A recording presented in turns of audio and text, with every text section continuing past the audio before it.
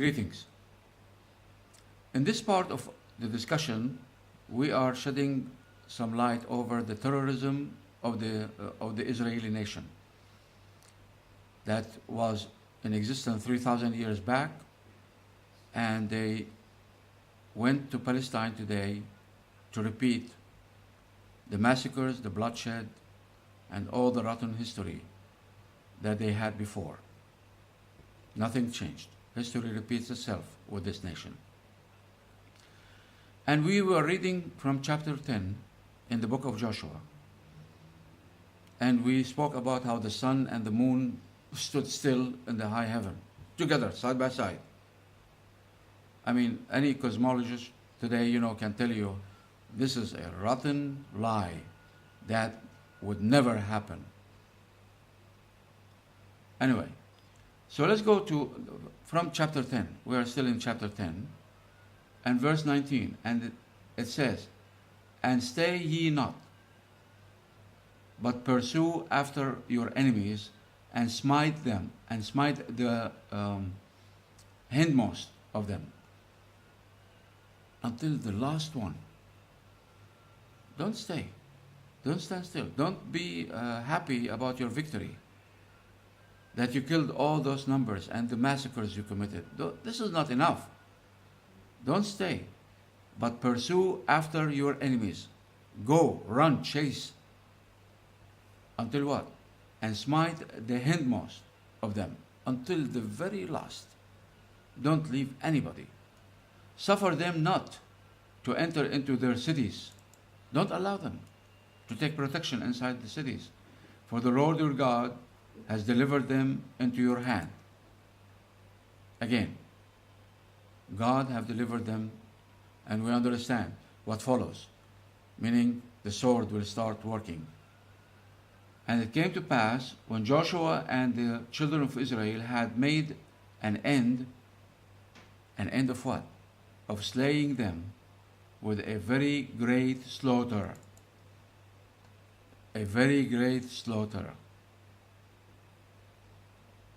A huge massacre, till they were consumed, that the rest which remained of them entered into a fenced cities. Great slaughter, very great slaughter. It says literally, very great slaughter. Verse 24 says, "And it came to pass, when they brought out those kings unto Joshua, that Joshua called for all the men of Israel, and said unto the captains of the men of war which went with them, Come near." Now he brought the kings of those people that they slayed with very great slaughter. He brought the kings, and he said to the captains, the leaders of every portion of the army, he said, "Come near. Come near." What he wants. "Put your feet upon the necks of these kings." Can you imagine the amount of hate in Joshua and the Israelis now? They have prisoners. The kings are prisoners. They're prisoners. Now they can do nothing.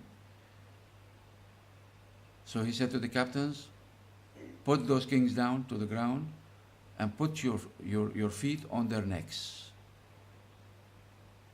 to humiliate them." The amount of hate in this Israeli nation isn't found in any other, not even the rotten West. "And they came near, and put their feet upon the necks of them." So they did as Joshua ordered. "And Joshua said unto them, Fear not, nor be dismayed. Be strong and of good courage, for thus shall the Lord do to all your enemies against whom you fight." This is what will happen. Their kings will be down on the ground, and you put your rotten feet on their necks. This is what God promised. God of Israel, the greatest terrorist. Abu Bakr al-Baghdadi is nobody if we compare Very well. And afterward, Joshua smote them and slew them. Imagine, they are armless now, they are helpless, they are prisoners of war. Nothing can stand in the way of a murderer, of a criminal, with God on his side. So what did he do? Again, and afterwards, Joshua smote them and slew them. Slew them. You know what slew them means? We are looking at the screens today, the silver screen from the news, and we see what ISIS is doing. How they cut the neck, slowly with a blade, with a sword.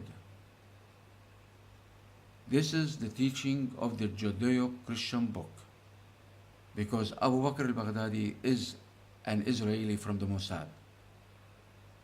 If you want, send me an email, I'll send you the video. It's on YouTube. Just say, ISIS is not Muslim. It's listed, one of the videos. Will tell you, his name is John, I think. He's from the Mossad, the Israeli Mossad, and he is using the very same method mentioned here from Joshua. Smote them and slew them. Cut their necks with a sword or a blade, any sharp instrument. Exactly like what they are doing today. Burning the city, burning the people after they kill them. Remember, we just read it. He burned the people after he killed them.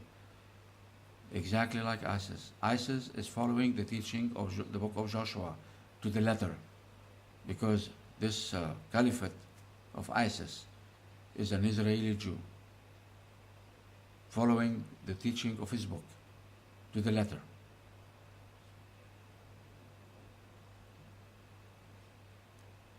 And hanged them on 5 trees, and they were hanging upon the trees until the evening. Now verse 27 says, and it came to pass at the time of the going down of the sun, that now the sun is coming down, finally. He did all what he did.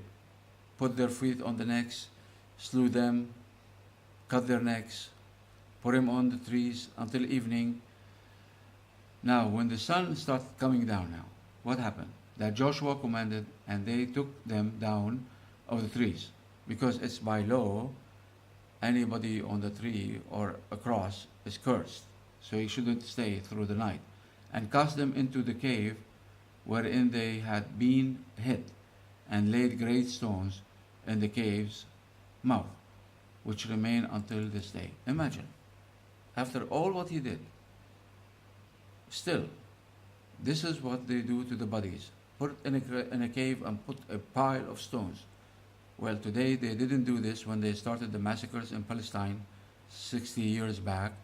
No, after the massacre they will pile the bodies and burn them, or step on them with their feet, like we see what Joshua did to the kings. Very well.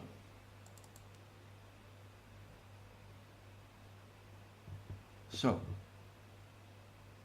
more and more terrorism in the upcoming videos to uncover the rotten terrorist nation that happened to be 3,000 years back and repeating its actions today in Palestine for the last 70 years after World War II, with the help of the stupid West that brought them to the land, against the wish of God, against the wish of God, not with God's wish or promise, like the evangelists, some evangelists in the West lie and say. That's a rotten lie. It's not true. If it was upon the wish of God, why he threw them out for 2,000 years? Is he playing foolish games? No, he isn't. Very well. Let's continue this terrorism of the Israeli Jews to understand what they are doing today in Palestine against the Palestinians. Take care.